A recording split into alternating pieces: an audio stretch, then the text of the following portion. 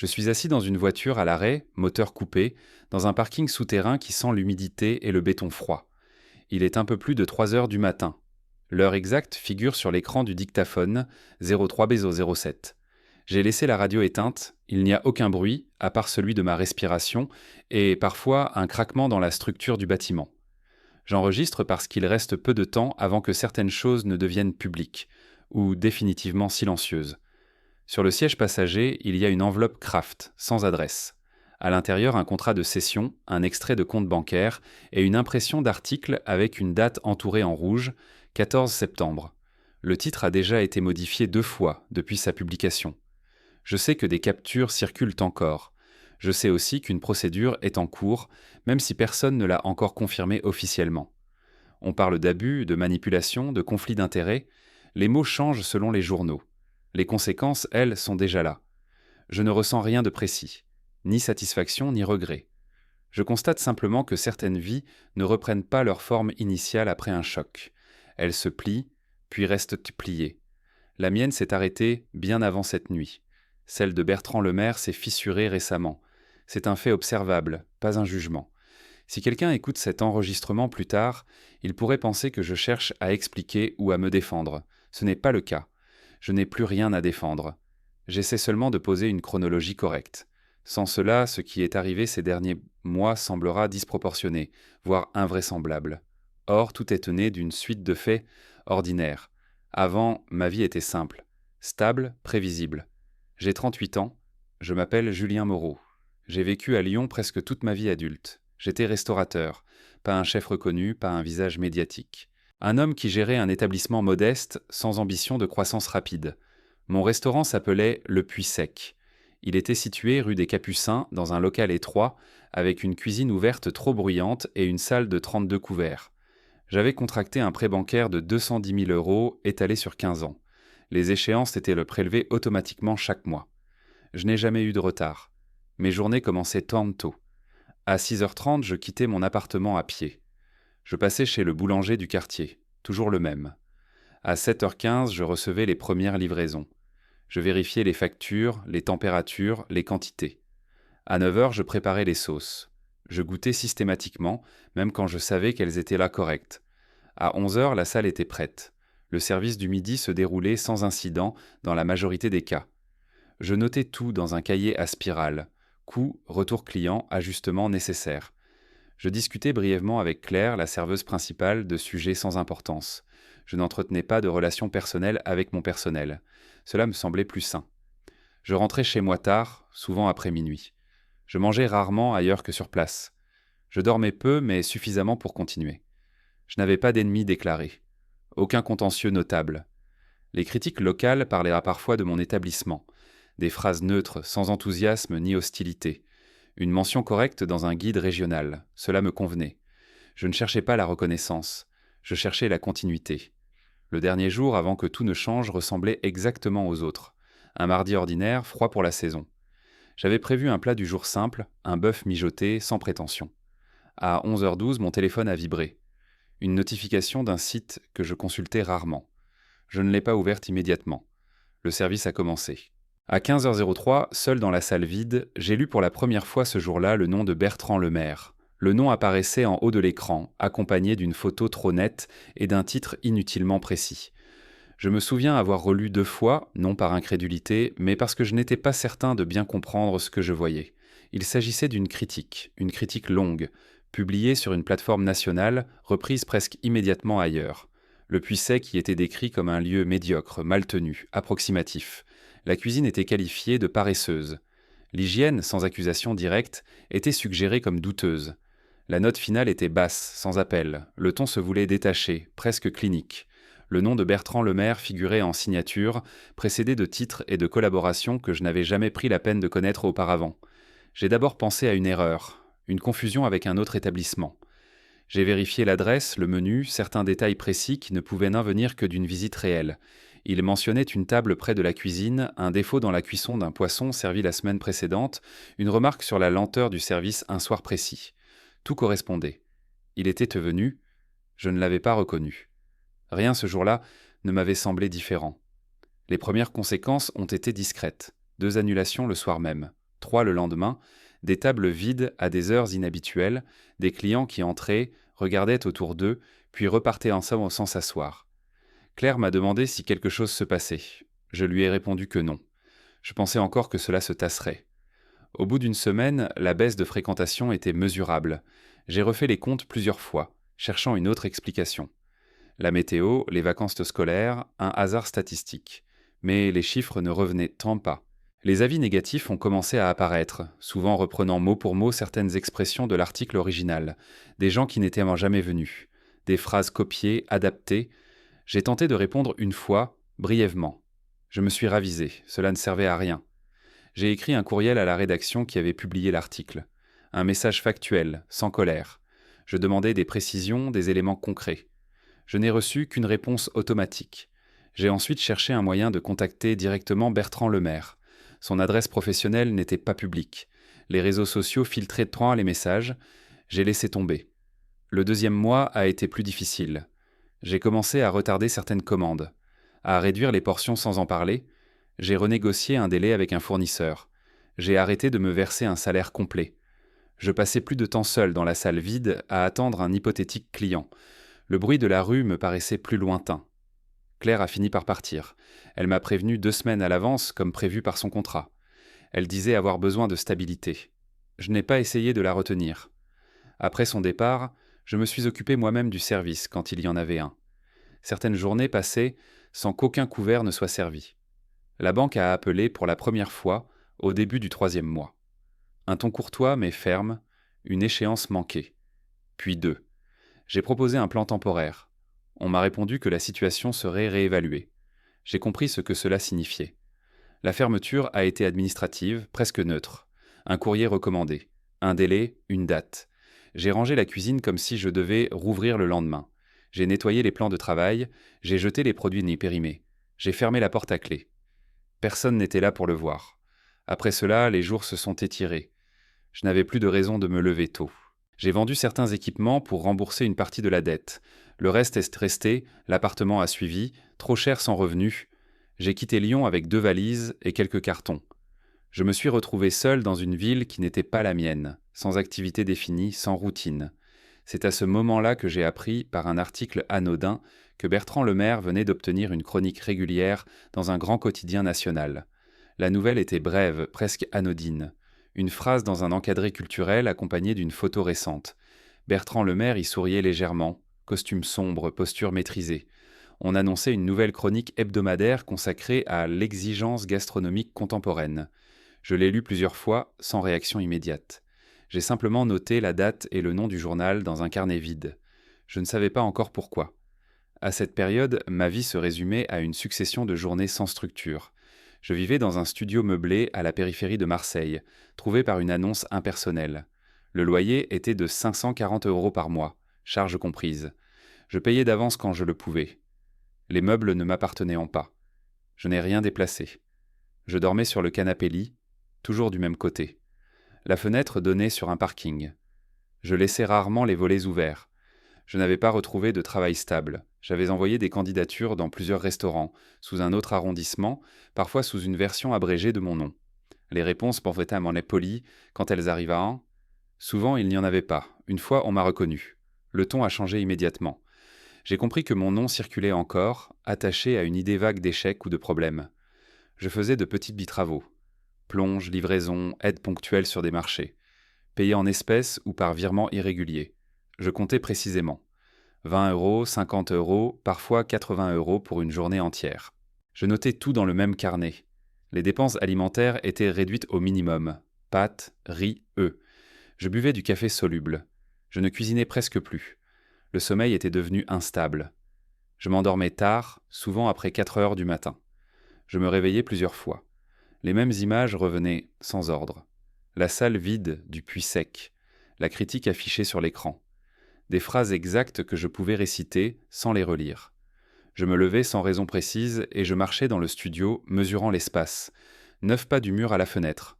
Je passais beaucoup de temps sur Internet, pas par curiosité, mais par inertie. Je lisais des articles, des commentaires, des classements. Je tombais régulièrement sur le nom de Bertrand Lemaire. Il était cité comme référence. Ses anciennes critiques étaient reprises, archivées, analysées. Aucune mention de contestation.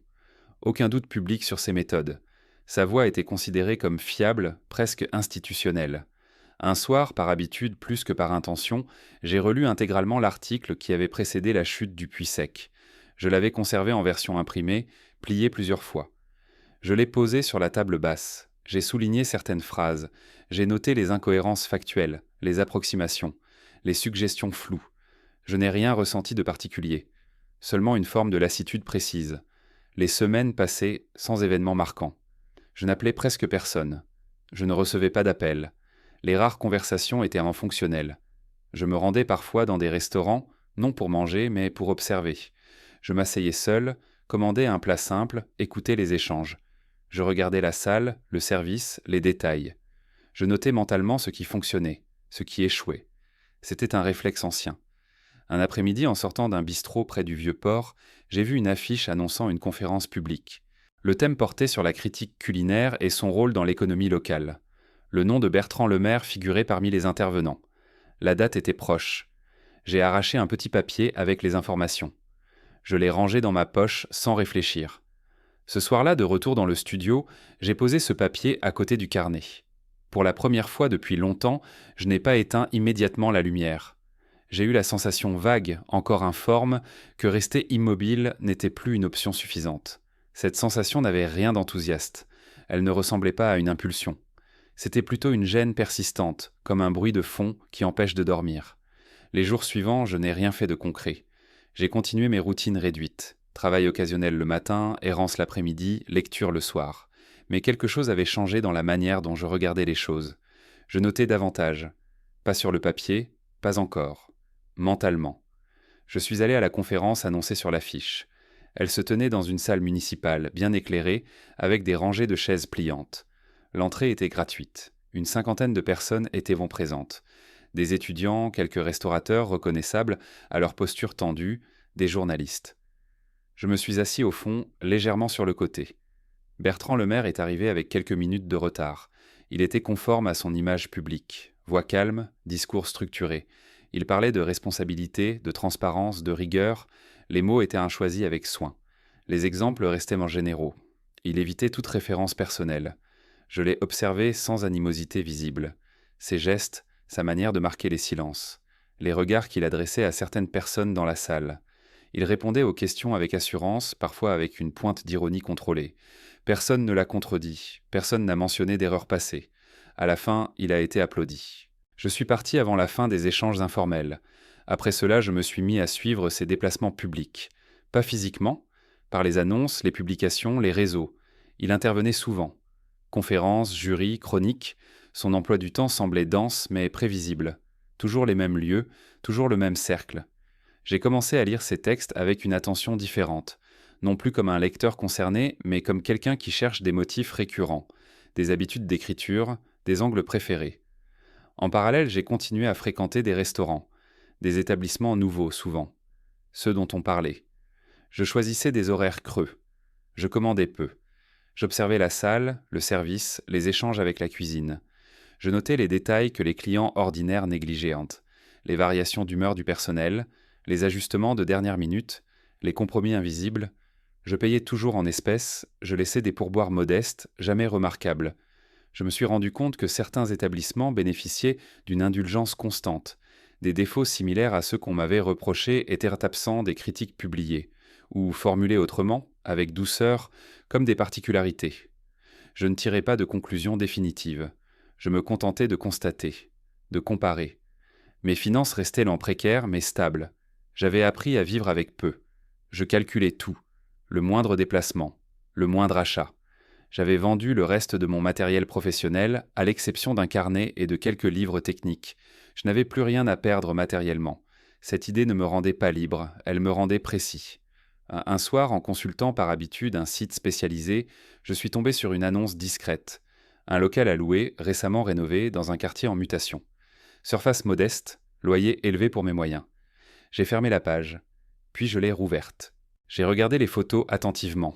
La disposition, la lumière, la cuisine séparée. J'ai noté l'adresse, sans intention immédiate. Les jours suivants, j'ai continué à suivre Bertrand Lemaire. Ils venaient de publier une nouvelle série d'articles. L'un d'eux portait sur la renaissance de la restauration indépendante. J'ai lu le texte jusqu'au bout. J'ai relevé certaines phrases. Leur formulation exacte. Je n'ai ressenti ni colère ni envie particulière. Seulement une forme de cohérence qui se dessinait lentement. Je n'appelais toujours personne. Je ne parlais de rien à personne. Les pensées restaient internes, organisées, presque calmes. Un matin, en me réveillant plus tôt que d'habitude, j'ai compris que je n'étais plus seulement en train d'observer. Je ne savais pas encore quoi faire ni comment, mais l'idée de continuer à regarder sans agir avait perdu sa neutralité. À partir de ce moment, certaines pensées ont cessé de tourner en rond. Elles ont commencé à s'aligner. Pas comme un plan détaillé, plutôt comme une suite d'évidences. Je n'ai pas ressenti de montée d'adrénaline, aucune exaltation. Seulement une clarté froide, progressive. Ce que j'avais perdu ne pouvait pas être récupéré. Le puits sec resterait fermé. Mon nom resterait associé à un échec. Cela n'appelait plus de débat intérieur. En revanche, ce qui m'avait été pris reposait sur des mécanismes identifiables. Il ne s'agissait pas d'une opinion. J'avais relu chaque texte de Bertrand Lemaire des 5 dernières années. J'avais comparé les tournures, les indulgences, les sévérités. Certaines constantes apparaissaient en. Il ne détruisait jamais au hasard. Il ne louait jamais sans retour indirect. Sa crédibilité reposait sur une posture morale, mais aussi sur une économie invisible. Accès, invitation, avant-première. Rien d'illégal en apparence. Rien de prouvable isolément. Mais une cohérence d'ensemble. J'ai compris que l'erreur aurait été de m'attaquer à lui frontalement. Les démentis publics n'avaient aucun effet. Les plaintes s'épuisaient dans des procédures longues et stériles. Ce système ne se fissurait pas sous la contradiction, mais sous l'exposition méthodique de ses propres règles. Il fallait un cadre qu'il reconnaîtrait comme légitime, un terrain qu'il connaissait intimement, un lieu où il ne se méfierait pas. C'est à ce moment précis que l'idée du restaurant a cessé d'être abstraite. Pas un retour nostalgique, pas une revanche spectaculaire, un outil. J'ai repris l'annonce du local, je suis allé le voir. Le quartier était en transformation, encore instable. Le bail était exigeant. J'ai calculé plusieurs fois. J'ai vendu ce qui me restait. J'ai contracté un microcrédit. Le montant exact était de 47 000 €. Insuffisant pour l'erreur. Suffisant pour la rigueur. Je n'ai parlé de mon projet à personne. J'ai choisi un nom simple, sans référence personnelle. Un nom neutre. J'ai conçu une carte courte, sans signature apparente, aucun plat spectaculaire, aucune prise de risque.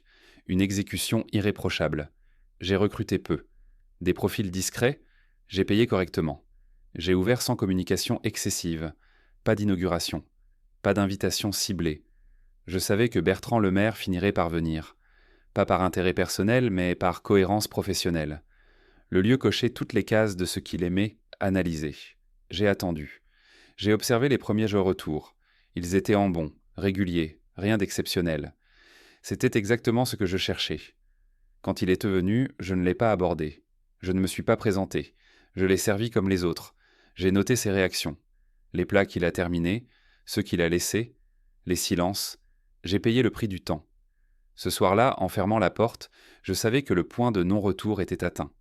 Non pas parce que quelque chose avait été fait, mais parce que tout était désormais en place. Sans foundation, le reste ne s'est pas déroulé comme une révélation brutale. Il n'y a pas eu de moment précis que l'on pourrait isoler comme décisif. Tout s'est produit par accumulation, par superposition de faits exacts, présentés sans commentaire. J'ai continué à tenir le restaurant avec la même rigueur que les semaines précédentes. Les horaires n'ont pas changé. La carte est restée identique, les fournisseurs aussi. J'ai refusé plusieurs propositions d'événements privés. Je ne voulais aucun élément parasite. La critique de Bertrand Lemaire est parue 14 jours après sa visite. Je l'ai lue debout, dans la cuisine, avant le service du soir. Le ton était conforme à ce que j'avais anticipé. Positif, mais contenu. Des formulations élégantes.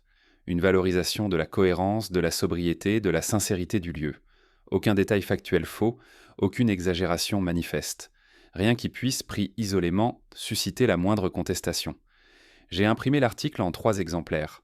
Un pour le dossier beige, un pour l'archivage numérique, un que j'ai laissé dans un tiroir sans raison particulière. Dans les semaines qui ont suivi, d'autres textes ont été publiés. Toujours favorables, toujours dans les mêmes supports. J'ai commencé à établir des correspondances. Date de visite, date de publication. Relations entre établissements, invitations croisées, participation aux mêmes événements. J'ai constitué des tableaux simples, sans interprétation. Des lignes, des colonnes, des faits. J'ai vérifié chaque information 2 fois. Quand un doute subsistait, je supprimais la donnée. Je n'ai jamais contacté directement un journaliste grand public. Je me suis adressé à des rédactions spécialisées, à des pigistes, à des responsables de rubriques économiques, toujours sous mon identité réelle, toujours avec des documents vérifiables.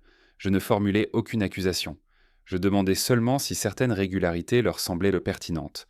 Certains ne répondaient pas. D'autres posaient eux des questions précises. Je répondais factuellement. Rien de plus. Lorsque les premières allusions à un conflit d'intérêts sont apparues dans la presse professionnelle, je n'ai rien modifié à mon comportement. Le restaurant continuait de fonctionner. Les clients venaient, certains mentionnaient les articles, je répondais brièvement. Je ne citais jamais de nom, je restais en retrait. Je savais que toute visibilité personnelle serait interprétée comme une intention. Puis les choses se sont accélérées sans que j'y sois directement impliqué. Une enquête interne annoncée par un média partenaire. Des articles retirés temporairement, puis remis en ligne avec des modifications mineures, des prises de parole prudentes. Le nom de Bertrand Lemaire continuait d'apparaître, mais entouré de précautions nouvelles. Plus personne ne le citait comme une autorité incontestable. C'était suffisant. J'ai alors mis en vente le restaurant. Sans publicité excessive. Une transaction rapide. Le prix n'était pas élevé, mais correct. J'ai remboursé intégralement le microcrédit de 47 000 €. Il me restait une somme modeste. Assez pour ne pas repartir de zéro. Pas assez pour nourrir une illusion de victoire. Aujourd'hui, je n'exploite plus aucun établissement. Je vis simplement. Je travaille ponctuellement. Mon nom circule peu. Celui de Bertrand Lemaire circule autrement. Avec des réserves, des conditionnels, des silences. Je n'éprouve rien de particulier à ce sujet. Je ne considère pas cela comme une réparation. Ce qui a été détruit ne l'a pas été de manière symétrique. Une réputation ne se restaure pas par déplacement. Elle disparaît ou elle survit amputée. J'ai appris que la violence la plus durable n'est pas spectaculaire. Elle est administrative, rédactionnelle, répétitive. Si quelqu'un cherche un sens moral à ce récit, il n'en trouvera pas ici. Je n'ai pas agi par justice ni par colère. J'ai simplement appliqué une logique que j'avais comprise trop tard. L'enregistrement s'arrête maintenant. Non parce que tout est terminé, mais parce que le reste n'a plus d'intérêt à être raconté.